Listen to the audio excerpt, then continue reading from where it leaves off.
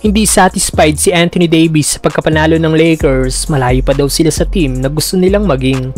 Malaki nga pong in-improve ni Anthony Davis sa opensa ng Lakers dahil from 24.7 points per game na average niya last season, nag-average nga po si AD ngayon ng 31.8 points per game na siyang number 1 ngayon sa NBA.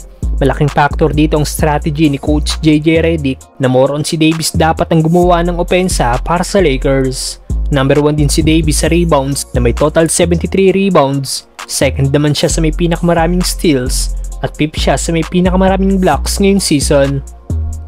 Kaya nasa magandang katayuan ngayon ng Lakers na may 4-2 na record. At sa naging panalo ng Lakers kanina sa post-game interview ni Davis, hindi nga po masaya ang Lakers big man sa kanila naging panalo dahil ayon kay AD malayo pa daw sila sa team na gusto nilang maging. Nasabi ito ni Davis dahil after nila makalamang ng 20 plus points sa Toronto Raptors, nahabol nga po sila nito kung saan napababa pa ng home team sa single digit ang lamang ng Lakers at kamuntikan pang makambak ng Raptors ang Lake Show. Dagdag pa ni Davis, hindi daw pwedeng maulit yung ganoong sitwasyon na mawala ang kanilang depensa after nila makalamang ng malaki. Aminado si AD na naging komportable sila sa second half after ng kanilang 25-point lead noong first half. Unacceptable. Yeah, we won. We're a long way from where we want to be. We can't allow that on the defensive end. They got very comfortable coming out of halftime in that second quarter. Also hungry and can play. Narito ang naging highlights ni Anthony Davis laban sa Toronto Raptors. Pasok ang teardrop ni AD mula sa assist ni D'Lo. As well as the Clippers and Kings and Butata naman ng player na ito ng Raptors matapos atakihin ang depensa ni Davis. Iwan naman si Jakob Poeltl sabay floater ni Davis sa harapan ni RJ Barrett. Hindi talaga mapigilan ng big man ng Raptors ang opensa na ginagawa ni AD.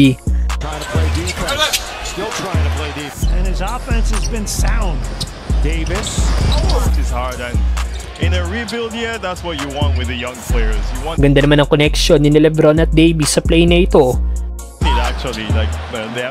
Naulit pa ang assist ni LBJ na nag-behind the back pass naman kay Anthony Davis. Steal by AD, sayang lang at hindi nasa ni Kinect ang pasa ni Davis. Balik sa Raptors ang bola na binutata naman ng 9-time All-Star. Showtime naman si LeBron at Davis bago matapos ang first half. Kagad namang lumayo ang big man ng Raptors, akala niya ay aatake sa basket si Davis na tumira ng isang mid-range jumper.